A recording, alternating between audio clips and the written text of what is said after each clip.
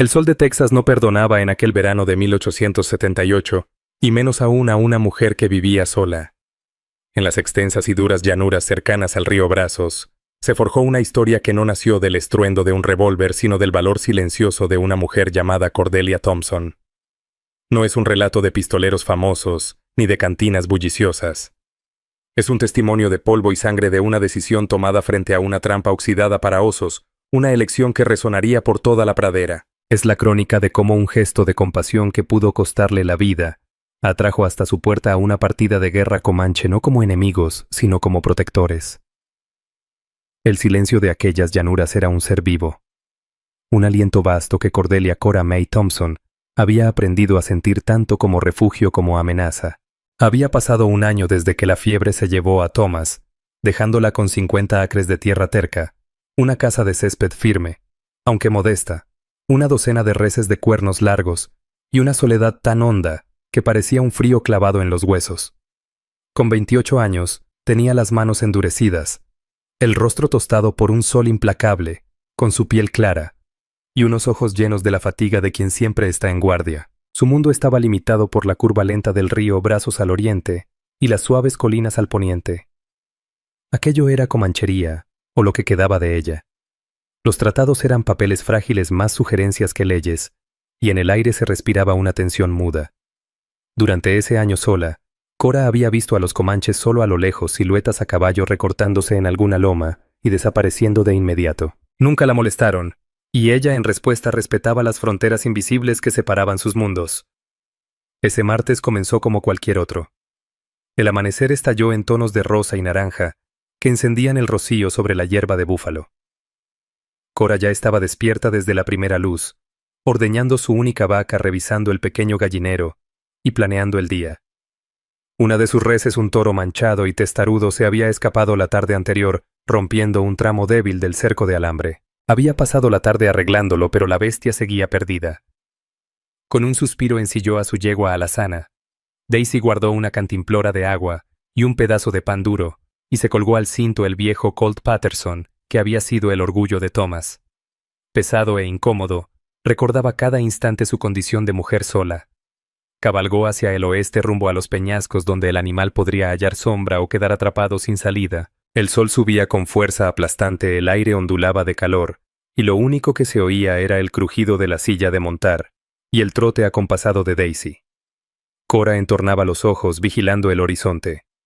Fue en una cañada estrecha y cubierta de matorrales donde lo encontró, pero no era su res. Al principio fue un sonido lo que llamó su atención, un gemido grave sofocado de inmediato, el ruido de un ser que trataba de sufrir en silencio. Daisy agitó las orejas y resopló nerviosa, negándose a avanzar. Cora desmontó con la mano, posándose instintivamente sobre la culata del revólver. Amarró las riendas a la rama dura de un mezquite y avanzó con cautela sus botas, arrastrándose en la tierra roja. Lo que vio le heló el estómago. Allí, medio oculto entre los arbustos espinosos, yacía un hombre. Un guerrero comanche, el pecho desnudo y los brazos sudorosos manchados de tierra, el cabello negro largo enredado en sangre de un costado. Pero fue su pierna derecha lo que la hizo jadear. Las fauces dentadas de una trampa de oso le mordían justo debajo de la rodilla. El metal hundido en su carne. A su alrededor la tierra revuelta hablaba de una larga y desesperada lucha. Había intentado abrir la trampa con las manos ahora desgarradas y sangrantes. Un cuchillo roto yacía a su lado. Estaba consciente. Sus ojos negros feroces y encendidos por un dolor aterrador se clavaron en los de ella. No dijo nada. Solo la observaba, el cuerpo tenso como lobo acorralado, dispuesto a pelear hasta el último aliento. Cora sintió un sacudón de miedo primitivo. Era la pesadilla de la que todos los colonos murmuraban, una mujer sola frente a un guerrero herido. Y las historias siempre terminaban mal. Su primer impulso fue retroceder, subir de nuevo a la yegua y huir a la seguridad relativa de su casa de adobe. Aquello no era asunto suyo. Esa trampa no le pertenecía. Jamás habría usado un artefacto tan cruel. Era cosa de hombres como Bartholomew Higgins, el ranchero brutal de la parcela del norte, convencido de que el único buen comanche era un comanche muerto. Estaba segura de que era obra suya. Meterse sería llamar al peligro. Retrocedió un paso. Los ojos del guerrero la siguieron, y en ellos notó un destello que iba más allá del odio y del dolor. Era una dignidad resignada. Se estaba preparando para morir. Comenzó a entonar un canto bajo rítmico tan triste como estremecedor. Cora se detuvo. Miró su pierna, la carne ennegrecida e hinchada alrededor de los dientes de hierro. Con aquel calor pronto llegaría la gangrena, una muerte lenta y atroz. Recordó a Thomas consumido por la fiebre y la impotencia de verlo apagarse. Volvió a mirar el rostro del guerrero, las arrugas de dolor en su boca, el orgullo desafiante en su mirada. Era un hombre, solo un hombre atrapado en una máquina infernal. «Maldita sea», murmuró al cielo indiferente. El miedo seguía allí, un frío en las entrañas, pero al mismo tiempo surgía algo más, una compasión terca, casi airada. No sería la clase de persona que deja a otro ser humano morir así. No si podía evitarlo. Levantó las manos vacías, un gesto que esperaba él comprendiera. «Yo quiero ayudarte», lo dijo con la voz ronca. Él dejó de cantar, entornó los ojos con desconfianza, pero permaneció inmóvil, vigilando cada uno de sus movimientos. Despacio y con cautela, Cora caminó de regreso hacia Daisy. El corazón le retumbaba en las costillas. Tal vez escondía un arma. Tal vez guardaba sus últimas fuerzas para lanzarse contra ella si se acercaba demasiado. Del morral sacó una pequeña petaca de metal con whisky, su reserva de emergencia, y la pesada barra de hierro que usaba para mover piedras y postes tercos. Cuando volvió, él seguía en el mismo lugar. Observaba la palanca en su mano con inteligencia recelosa. Cora se arrodilló a una distancia prudente y destapó la petaca. Se la tendió. Él la miró, luego la miró a ella. Por un largo instante el único sonido fue el zumbido de las moscas. Entonces, con un movimiento lento y calculado, extendió la mano ensangrentada y tomó la petaca. Bebió con esfuerzo. Hizo una mueca al sentir el ardor del licor, pero tomó la mitad antes de devolvérsela sin apartar la vista de su rostro. «Está bien», murmuró Cora, más para sí misma que para él. «Esto va a doler». Se acercó a la trampa, la mente a toda prisa. Había visto a Thomas abrir una más pequeña para coyotes alguna vez. Requería enorme fuerza para soltar las fauces. Colocó la barra en el suelo y examinó el mecanismo. Era un modelo de doble resorte grande y poderoso. Necesitaba palanca. «Tengo que acercarme», dijo señalando la trampa, y luego a sí misma. Él hizo un leve gesto con la cabeza, casi imperceptible. Entendía. Se recargó en la pared de tierra, apretando la mandíbula, preparándose para la nueva oleada de dolor. Cora acomodó la punta de la barra entre las fauces de acero cerca de la bisagra. Tomó aire, plantó los pies y empujó con todo su peso. Apenas se movió. El metal no cedía. Un sollozo de frustración se le escapó. Era demasiado fuerte. El guerrero gruñó, luego habló en su lengua palabras bajas y duras. Señaló con el mentón el resorte de un costado. Después hizo un gesto con la mano como golpeando hacia abajo. Le indicaba dónde ejercer la presión, no entre las fauces, sino en la traba del resorte. «Está bien. Ya entendí». Reacomodó la palanca. El ángulo era incómodo. Tendría que inclinarse justo sobre la pierna herida. El olor a sangre y sudor era penetrante. Sentía el calor que emanaba de su cuerpo. Por un segundo aterrador fue muy consciente de su vulnerabilidad.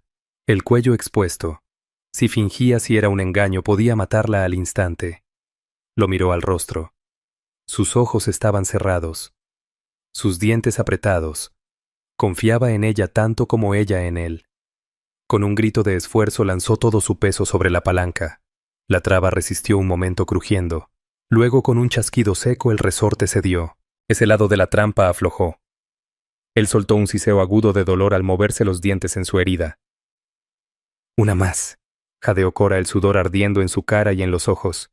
Se movió al otro costado y repitió el proceso. Esta vez ya sabía cómo. Colocó la barra, respiró hondo y empujó. El segundo resorte reventó con otro crujido violento. Las fauces metálicas se abrieron. Quedó libre. No se movió en un largo rato. Su respiración llegaba entrecortada. Cora se dejó caer al suelo. Los brazos le temblaban de agotamiento. La barra cayó de sus dedos entumidos. Lentamente, con dolor, el guerrero se incorporó. Era un amasijo de sangre y músculo destrozado. No volvería a caminar con esa pierna. Miró a Cora con un gesto indescifrable. La desconfianza había desaparecido reemplazada por una mirada profunda de examen. La había evaluado y había tomado una decisión. Habló de nuevo la voz más suave ahora. Se señaló a sí mismo. Tohopka, dijo. Era su nombre. Cora, aún respirando con dificultad, se señaló. Cora. Él asintió. Cora. Miró hacia el oeste, después a su pierna y finalmente a ella. La pregunta era clara. ¿Y ahora qué? Estaba a kilómetros de los suyos, gravemente herido y bajo su cuidado. La mente de Cora era un torbellino dejarlo allí. Seguía siendo una condena de muerte. El sol abrasador, los depredadores, o el propio Bart Higgins, revisando su trampa, acabarían con él. Llevarlo a su rancho era un riesgo demencial. ¿Qué pensarían sus vecinos? ¿Qué haría Higgins si lo descubría? ¿Y si la tribu venía a buscarlo y la encontraba con él interpretando todo al revés? Miró a Daisy, luego a Tohopka. Thomas siempre había dicho que tenía más valor que juicio. Se incorporó y sacudió el polvo rojo de sus pantalones. Muy bien, Tohopka, dijo con voz firme, ya tomada la decisión. Vamos a sacarte de aquí. Subirlo al caballo fue un suplicio. Él se negó a dejarle cargar todo su peso usando su cuerpo apenas como apoyo, mientras saltaba en su pierna buena. El rostro era una máscara pétrea que escondía el tormento insoportable. Casi se desmayó al quedar sentado en la silla, desplomándose sobre el cuello de Daisy. Cora tomó las riendas olvidando a su res perdida. Al sacar el caballo del arroyo, lanzó una mirada atrás hacia la monstruosa trampa abierta en el polvo, un depredador de hierro silenciado. Sintió un presentimiento oscuro al desarmarla. Había activado otra trampa mucho más peligrosa para sí misma. El regreso al rancho fue una marcha lenta y desgastante. Con una mano guiaba a Daisy, con la otra descansaba sobre la culata del colt, los ojos escudriñando el horizonte sin descanso. Cada remolino de polvo le parecía un jinete. Cada grito de halcón sonaba a señal. Tohopka era una presencia pesada, silenciosa. Detrás de ella se acomodaba a veces, soltando apenas un gemido ahogado. El sol estaba en lo alto, un ojo blanco y maligno sobre un cielo blanqueado. Cuando al fin apareció la silueta baja de la casa de césped y el corral, Cora estaba empapada de sudor y con los nervios destrozados. No lo llevó a la casa, sino al pequeño granero sin ventanas, donde guardaba la vaca lechera y el forraje. Allí había más ocultamiento. Dentro el aire era más fresco, cargado de olor a heno y tierra. Con otro esfuerzo gruñido lo ayudó a bajar del caballo. Cayó desplomado sobre un montón de paja limpia. Ella le acomodó el rostro pálido, bajo la piel cobriza, la respiración agitada. La pierna era un desastre. La hemorragia se había reducido, pero las heridas eran profundas y dentadas, la carne hinchada en rojo y morado. Cora no era doctora, pero conocía la infección.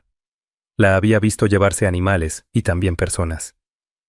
«Quédate aquí», ordenó en voz baja, señalando el suelo. «No te muevas». Sus ojos, nublados por la fiebre, la siguieron mientras corría a la casa. Regresó con un balde de agua limpia de su pozo, tiras de lino arrancadas de una sábana vieja y una botella de ácido carbólico que usaba con sus animales. Se arrodilló junto a él y dudó. Ese era el punto de no retorno, curar la herida. Era un acto íntimo, cruzar una línea que tanto los blancos como los comanches habían marcado con sangre. Él la observaba de nuevo en guardia. «Esto va a arder», dijo levantando la botella. Hizo el gesto de verter sobre un corte en su brazo y fingir dolor. Él comprendió. Asintió con un solo movimiento brusco, luego apretó un puño de paja preparándose. Limpiar aquellas heridas fue una tarea brutal que revolvía el estómago. Debía enjuagar tierra y mugre tocando lo más suavemente posible. Cuando derramó el ácido diluido sobre los cortes, el cuerpo entero de Tohopka se tensó.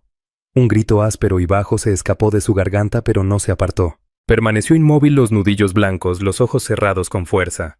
Cora trabajó deprisa, el estómago encogido en empatía. Al terminar, envolvió la pierna con las tiras de lino.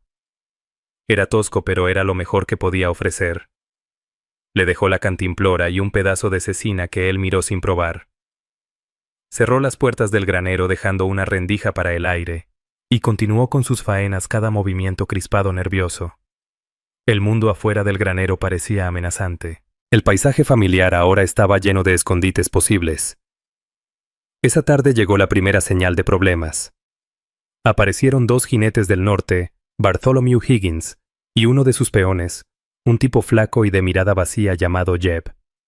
Higgins era un toro de hombre, cara roja e hinchada y barriga que casi reventaba su chaleco. Montaba un caballo negro que reflejaba su brutalidad. Detuvo la rienda cerca del porche, los ojos recorriendo su propiedad con aire de dueño. «Buenas tardes, señora Thompson». Su voz resonó falsa y jovial. «Señor Higgins», contestó Cora con tono plano. Se quedó en el porche, brazos cruzados, sin invitarlo a acercarse. «Perdí una de mis reses», dijo él acariciándose el bigote espeso. «Pensé que tal vez se vino por acá. No habrá visto un Hereford grande con una marca como una H perezosa, ¿verdad?»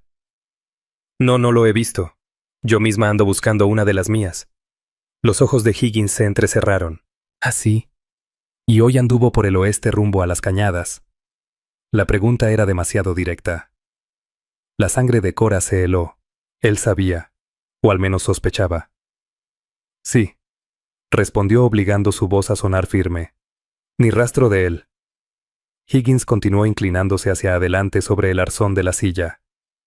«Revisé una de mis trampas por ese rumbo, una grande hecha para un oso que anda espantando a mi ganado. La trampa estaba suelta vacía, pero había sangre, mucha sangre, y huellas las de un caballo herrado y una pisada de mocasín». Dejó que las palabras quedaran flotando en el aire. Jeb, su peón, escupió un chorro de tabaco al polvo con una sonrisita burlona en los labios. «No sé nada de sus trampas, señor», respondió Cora, la voz más tensa de lo que quería. «Y le agradecería que las mantuviera lejos de mis pastos». Higgins soltó una carcajada seca y desagradable. «¿Tus pastos?» «Todo esto son mis pastos, muchachita». «O lo serán. Una mujer no tiene nada que hacer tratando de manejar un rancho sola». «No es seguro». Dirigió la mirada hacia el oeste, insinuando todo tipo de peligros. «Me las arreglo bien», dijo Cora entre dientes apretados. «Ajúa», murmuró él recorriéndola con la mirada de arriba abajo, deteniéndose en un punto que le erizó la piel. «Ese pozo tuyo debe ser un alivio. La mejor agua de todo este valle. Mi tierra se está secando. Un hombre tiene sed». Hizo una pausa. «Le hice una oferta justa por este lugar, señora Thompson. $500. La oferta sigue en pie. Sería una lástima que algo pasara y desvalorizara la propiedad. Era una amenaza clara y simple. El pozo era su vida. Sin él la tierra no valía nada». «La propiedad no está en venta», dijo Cora, su voz sonando con firmeza final. El rostro de Higgins se endureció. La falsa cordialidad se desvaneció, reemplazada por malicia fría. «Como quieras», gruñó. Hizo girar su caballo. «Pero cuando te metas en problemas no vengas a llorar conmigo. No habrá nadie más que te ayude». Él y Jeb se alejaron al galope, levantando una nube de polvo y dejando una sensación de amenaza que se asentó sobre el rancho de Cora como un manto oscuro. Corrió al granero. Tohopka estaba despierto, y por la tensión en su cuerpo, supo que había escuchado cada palabra. Su mano descansaba sobre la empuñadura del cuchillo que ella le había dejado para cortar la cecina. Sus ojos estaban claros y atentos, fijos en la puerta. Había comprendido el peligro. Al día siguiente, miércoles, la amenaza de Higgins se cumplió. Cuando Cora fue al pozo al amanecer, el agua que sacó estaba turbia y olía fétida. Volvió a bajar el balde, y esta vez salió con el cuerpo en descomposición de una tusa, sus entrañas flotando en el agua. Ella se cubrió la boca conteniendo las náuseas. Había envenenado su pozo. Era una táctica cruel de manual. Limpiarlo llevaría días, quizás semanas, y solo tenía 2 barriles de agua limpia guardados. El pánico la sacudió helado y agudo. Higgins no jugaba con amenazas. Estaba intentando echarla de su tierra, y ella estaba completamente sola de un modo aterrador. En el granero el estado de Tohopka había empeorado. La fiebre lo dominaba. Tiritaba pese al calor, la piel ardía al tacto. Deliraba murmurando en su lengua, los ojos vagando inquietos por los rincones sombríos. Cora logró darle algo de agua, pero apenas podía tragar. La herida en la pierna supuraba, y el olor a infección era innegable. Pasó el día en alerta máxima, trabajando cerca de la casa, el pesado Colt otra vez en la cintura. Esperaba que Higgins volviera en cualquier momento. Se sentía atrapada prisionera en su propia tierra. El acto de bondad que 2 días atrás parecía justo y necesario ahora se sentía como un error suicida. Había salvado a un hombre solo para colocarse en la mira de otro, un hombre sin honor y con demasiado poder. Al caer la tarde de ese segundo día, se sentó en el porche mirando el cielo teñirse de púrpura e índigo. Una sensación de desesperanza profunda la cubrió. Higgins tenía razón. No había nadie que la ayudara. El sheriff local, en Prairie Creek, un tal Brody, estaba a 100 millas de duro camino, y era famoso por su inutilidad contra rancheros poderosos como Higgins. Los vecinos más cercanos vivían lejos y se mantenían al margen temerosos de hombres como él. Había cometido un error terrible. Había liberado al guerrero y con eso había sellado su propia suerte. Miró hacia el granero donde un hombre de otro mundo yacía muriendo. Pensó en su nombre en el orgullo desafiante de sus ojos. Le había salvado la vida. ¿Pero para qué? Para que ambos fueran destruidos por el mismo hombre mezquino y avaricioso. Un coyote aulló a lo lejos un sonido solitario y triste, que reflejaba el vacío de su propio corazón. La noche se cerraba, y Cora sintió un miedo más hondo que nunca. El jueves sería el tercer día, y tenía la certeza helada de que en ese día, Bartholomew Higgins volvería a terminar lo que había comenzado. A muchos kilómetros al oeste, donde la llanura se rompía en las tierras quebradas del escarpe de Caprock, el campamento de los Nacónica. Mansi los comeantílopes se agitaba con inquietud. Durante 2 días la banda había estado sin uno de sus guerreros más valiosos. Tohopka, el gato montés, había salido a rastrear los movimientos de los búfalos y no había regresado. No era un hombre que se perdiera. Conocía aquellas tierras como conocía las líneas de su propia mano. Su ausencia cayó en el campamento como una piedra en un estanque tranquilo, levantando ondas de inquietud en cada tipi. Al anochecer del segundo día, la partida de búsqueda regresó con noticias sombrías. Habían encontrado su rastro. Vieron las huellas de su caballo y el lugar donde había luchado durante horas contra un enemigo de hierro. Estaba la tierra empapada en sangre. El cuchillo roto y las huellas de las botas de una mujer blanca junto a las de un caballo errado alejándose de la escena. La trampa ya no estaba, pero su historia estaba escrita en el suelo. La noticia fue recibida con una mezcla de dolor y rabia. Dolor por un guerrero dado por capturado o muerto, e ira por la traición de los colonos tejanos. Esa noche ardió la hoguera del consejo en el centro del campamento, proyectando sombras danzantes sobre los rostros graves de los ancianos y del jefe de guerra de la banda, un hombre venerado y temible llamado Nocona. Tenía unos 50 años, el rostro marcado como un mapa de batallas, y de sabiduría los ojos hundidos y penetrantes, que nada dejaban escapar. Escuchó con paciencia al líder de la partida mientras relataba lo hallado.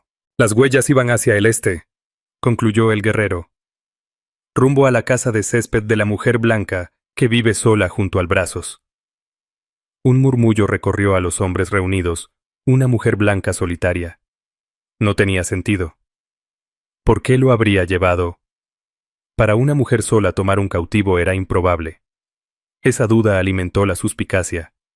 Entonces entró al círculo un guerrero robusto y de hombros anchos llamado Magua, que significaba oso, contemporáneo y rival de Tohopka, donde él era veloz y calculador. Makua era pura fuerza y violencia.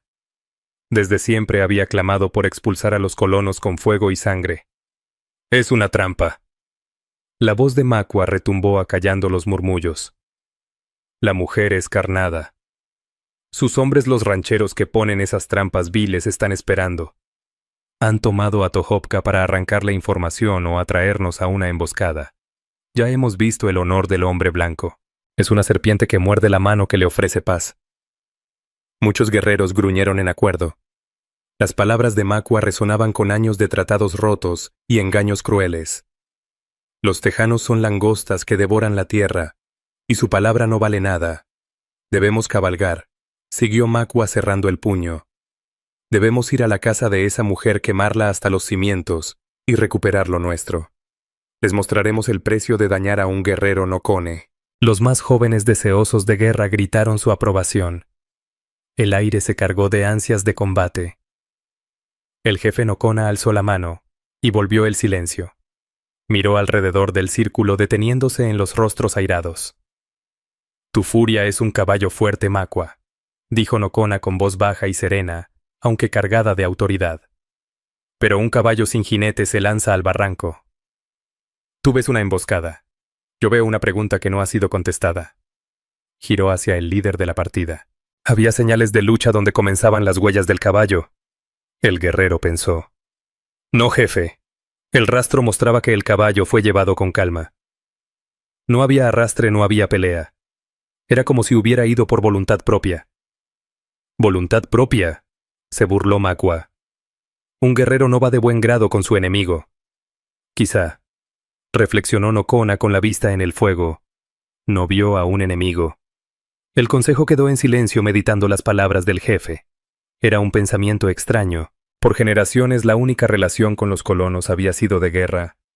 La idea de otra cosa resultaba extraña.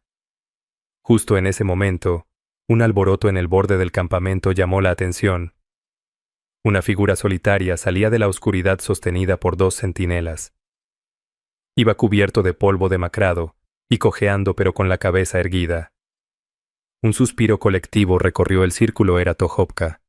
Había caminado y reptado casi un día y una noche. Después de que la mujer blanca Cora se quedara dormida por el cansancio en el porche, él se había escabullido del granero.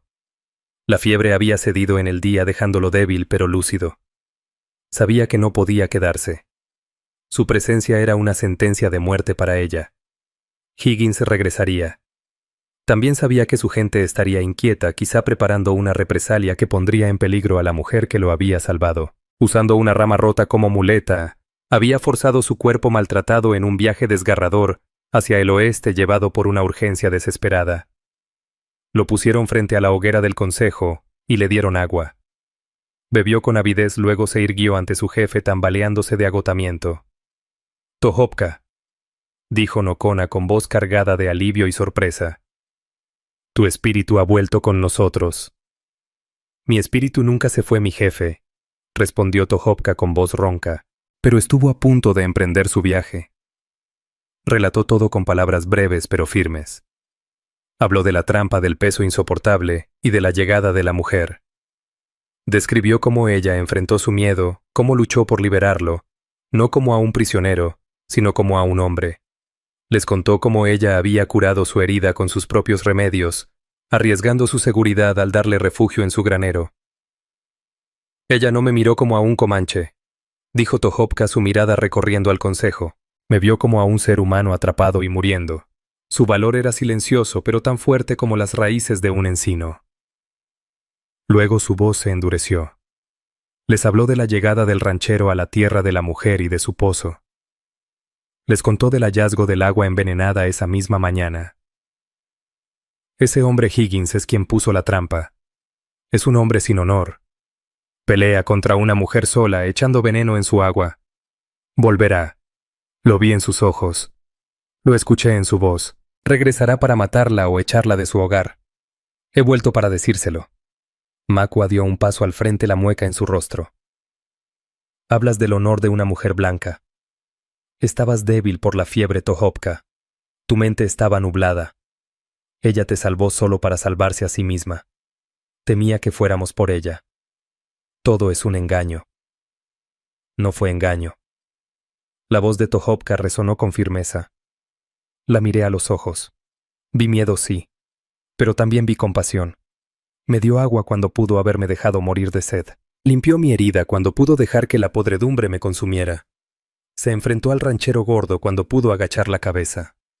Esas no son acciones de una tramposa, son actos de una persona honorable. Se volvió hacia Nocona. Ella no pidió mi ayuda, no pidió nada. En su mundo está tan sola como un águila en medio de la tormenta. Ese hombre Higgins será la tormenta. Vendrá a destruirla y nadie la detendrá. El consejo se dividió. La historia sonaba increíble. Ayudar a una colona, una mujer tejana contra otro colono. Era una locura. No era su lucha. Su pelea era por sobrevivir. Dejemos que los lobos se devoren entre sí, gruñó Makua. Es su forma. Nos ahorra el trabajo. ¿Y qué del deber? La voz de Tohopka cortó el aire. Un acto honorable se hizo por uno de los nuestros. Exige el honor de los Nokoni que lo ignoremos.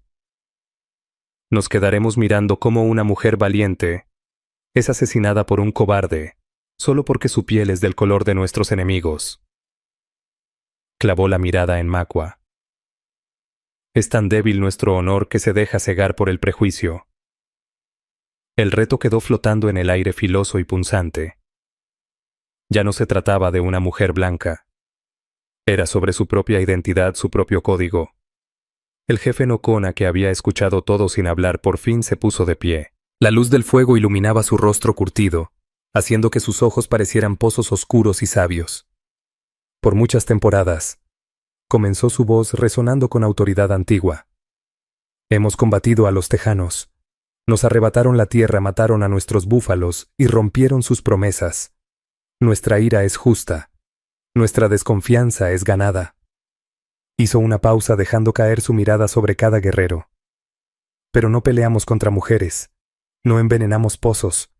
No atacamos a los indefensos. Ese es el camino de cobardes como Higgins. Él es una plaga sobre la tierra, un hombre que pone trampas a los hombres como si fueran bestias. Es enemigo no solo de esa mujer, sino de la tierra misma y de nosotros. Dirigió su mirada a Tohopka. Dices que esa mujer actuó con honor. Así fue mi jefe, afirmó Tohopka. Nokona asintió despacio. Entonces, los Nokoni no serán menos honorables que una mujer blanca sola. Miró los rostros de sus guerreros, el gesto duro como la piedra. Makwa tiene razón. Cabalgaremos hacia la casa de esa mujer, pero no la quemaremos. Su voz bajó volviéndose tan fría y letal como el viento de invierno. Estaremos esperando. El jueves amaneció pesado y opresivo. El aire guardaba la promesa de un día abrasador. Para Cora el sol naciente no trajo esperanza sino una certeza sombría. Era el tercer día, el día de la cuenta. Su pozo era inútil, una fuente de veneno en vez de vida. Le quedaba menos de un barril de agua limpia. Sus escasas provisiones de comida no durarían mucho. Pero no era el hambre ni la sed lo que la carcomía. Era la certeza asfixiante de la violencia. Se sorprendió al encontrar el granero vacío al amanecer. Tohopka se había ido. Por un instante amargo se sintió traicionada. La había usado y dejado a su suerte. Pero luego vio las señales de su partida dolorosa. La muleta improvisada abandonada, el rastro arrastrado de una pierna herida rumbo al oeste. No la había abandonado. Se había quitado de en medio como excusa para la furia de Higgins, quizá en un desesperado intento por salvarla. El gesto, aunque inútil, la conmovió profundamente. Eso también confirmó su soledad. Ahora estaba de verdad por su cuenta. No perdió tiempo en temores. El miedo era un lujo que no podía darse. En vez de eso, se preparó. Arrastró su mesa de madera más pesada y la atrancó contra la puerta principal. Atravesó la única ventana trasera de la casa de césped con el cabecero de hierro de su cama. Su hogar no era una fortaleza, sino un jacal de muros de tierra y techo de pasto. No resistiría mucho contra un ataque decidido. Revisó el viejo rifle de Thomas, un Sharps 50-90. Era un arma poderosa de un solo tiro, precisa a larga distancia, pero lenta de recargar. Puso una caja con los pesados cartuchos de bronce sobre la pequeña mesa de la cocina. A un lado colocó el Colt Patterson. Era un modelo antiguo, caprichoso y menos confiable que los nuevos Peacemakers, pero eran 5 disparos que quizá necesitaría desesperadamente. Toda la mañana permaneció en la penumbra de la casa, el rifle sobre las piernas. Escuchaba. El silencio de las llanuras ya no era consuelo. Era un lienzo donde su mente ansiosa pintaba ruidos. ¿Era eso el trueno lejano de cascos o solo su sangre golpeando en los oídos? El ataque no llegó con carga estruendosa, sino con una malicia lenta y cruel. A media tarde, cuando el calor era sofocante, olió a humo. Espió por una rendija en la ventana atrancada. Vio una columna negra levantándose desde su granero. Higgins no venía solo por ella. Estaba destruyendo su vida pedazo a pedazo. Su vaca lechera, sus gallinas, su reserva de heno, todo ardiendo en llamas. Un frío y duro coraje reemplazó su miedo. Se le asentó en el estómago como una piedra. No la sacarían como a una rata. Entonces los oyó. 3 jinetes que venían no por el camino sino por el sur usando la ribera como escondite. Eran Higgins, su lacayo burlón Jeb, y otro pistolero desconocido, un hombre con el rostro marcado y ojos fríos sin vida. Llevaban rifles y teas encendidas. Frenaron sus caballos a unos 100 metros de la casa fuera del alcance de un revólver, pero bien al tiro de un rifle. «Señora Thompson». La voz de Higgins tronó por el claro. Estaba cargada de falsa compasión. Parece que tuvo mala suerte un incendio, qué terrible. Una mujer sola. Cosas así suelen pasar. Cora no respondió, los nudillos blancos apretando la culata. Él gritó: «Mi oferta sigue en pie. $500. Firma la escritura para mí y mis muchachos y con gusto la escoltaré segura hasta Prairie Creek. Si se pone terca, pues ese jacal suyo se ve bien flamable». Jeb soltó una risa chillona y desagradable. El del rostro marcado solo miraba la casa con expresión vacía. «Vete al infierno, Higgins». La voz de Cora cuando salió fue clara y firme, nacida de la rabia recién hallada. El rostro de Higgins se crispó. La farsa había terminado. Respuesta equivocada. Escupió. Alzó su rifle. «Quemen la casa». Jeb y el otro hombre desmontaron encendiendo antorchas con la misma que habían usado en el granero. Comenzaron a avanzar por lados opuestos, la intención clara prender fuego al techo de pasto. Cora apoyó el largo cañón del Sharps en el alféizar, tomó aire hondo y miró por la mira. Centró el punto en Jeb, el que reía. No quería matar, pero no se dejaría morir. Apretó el gatillo. El rifle le golpeó el hombro como una patada de mula, y el estampido dentro de la casa fue ensordecedor. Afuera Jeb gritó, y dejó caer la antorcha agarrándose el hombro tambaleante. No lo había matado, pero le había enviado un mensaje claro. Antes de que pudiera recargar, un disparo retumbó desde Higgins, astillando el marco de la ventana y lanzándole astillas al rostro. Otro tiro del hombre marcado atravesó la gruesa puerta de madera, enterrándose en la pared opuesta. La tenían atrapada. Forcejeó con un cartucho nuevo, las manos temblorosas. Expulsó la vaina y trató de meter el siguiente.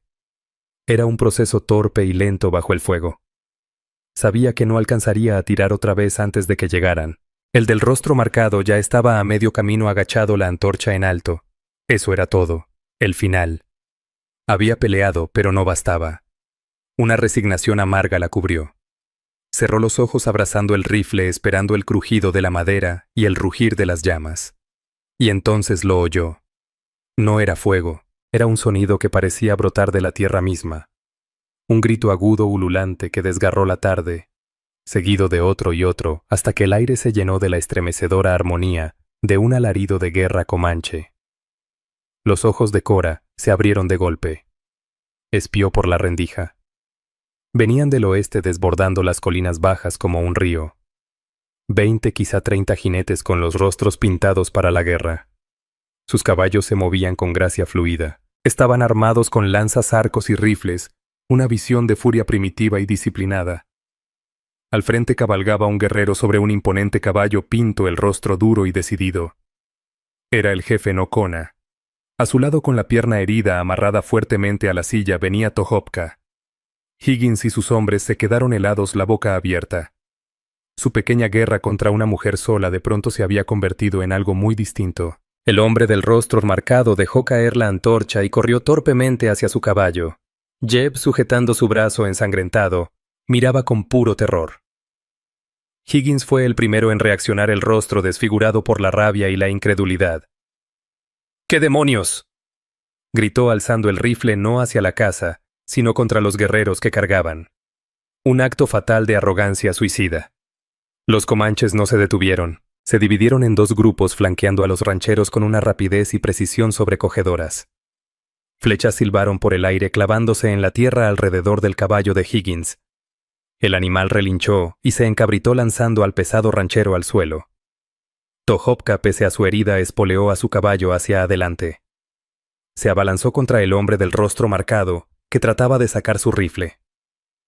Tohopka no usó armas, simplemente montó contra él, derribándolo de espaldas. Otros guerreros cayeron sobre el hombre al instante, desarmándolo. Jeb, sollozando, tiró su pistola y alzó las manos. Solo quedaba Higgins. Se puso en pie la cara púrpura de miedo y furia, y desenfundó su revólver. Disparó a lo loco contra los guerreros que se acercaban, las balas perdiéndose. Nocona detuvo su caballo a unos pasos de él. Miró desde lo alto al ranchero cubierto de polvo con un gesto de puro desprecio. No levantó su arma. No lo necesitaba. Su sola presencia bastaba. El engaño de Higgins se desmoronó. El revólver se le cayó de la mano flácida. Estaba rodeado su patético ejército de 2 hombres neutralizado en segundos. La llanura que había considerado su reino acababa de recordarle quiénes eran sus verdaderos dueños. Desde el interior de la casa, Cora observaba sin aliento. Bajó lentamente el pesado Sharps. La batalla había terminado antes de que pudiera cargar el segundo cartucho. La partida no venía a atacarla. No eran una fuerza de destrucción al azar. Venían por ella. Habían venido a ella. El asedio estaba roto. El silencio que cayó después fue más hondo que cualquier otro roto, solo por el chisporroteo del granero ardiendo y el resoplar nervioso de los caballos comanches. El tercer día había llegado, pero no terminó como ella, ni Bartholomew Higgins, lo habían imaginado. La calma tras la confrontación era extraña. Los guerreros formaron un círculo suelto alrededor del rancho de Cora. Sus rostros pintados eran impenetrables, sus miradas atentas a todo. Eran una muralla viva, un límite momentáneo entre su pequeño mundo vulnerado y el hostil allá afuera. Higgins y sus 2 hombres fueron atados con sus propias cuerdas, sus caras mezcla de terror e incredulidad.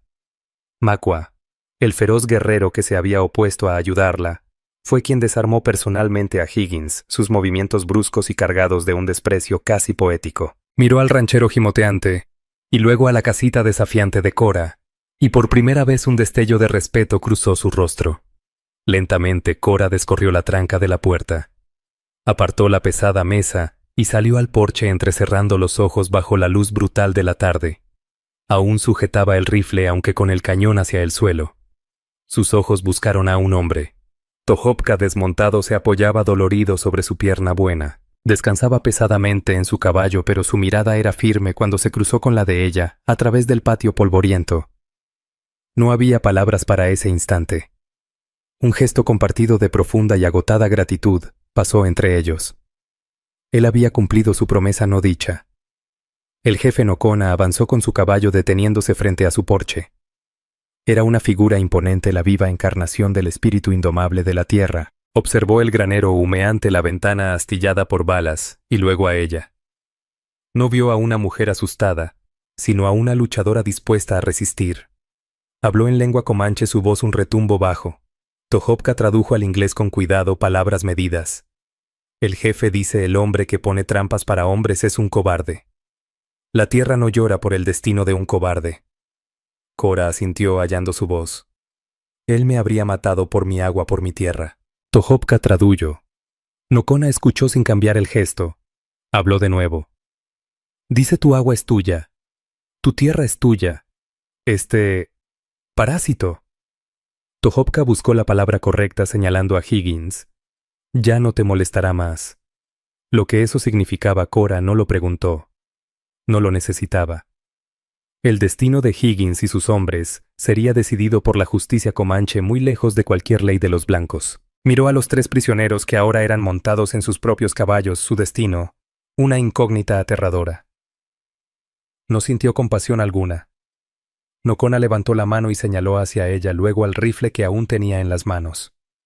Pronunció una sola palabra. Tohopka la tradujo valiente. No era un halago. Era un instante. El abismo entre sus 2 mundos pareció encogerse. Ya no eran Colona y nativo, mujer y hombre. Eran 2 personas que entendían lo que significaba defender el propio hogar.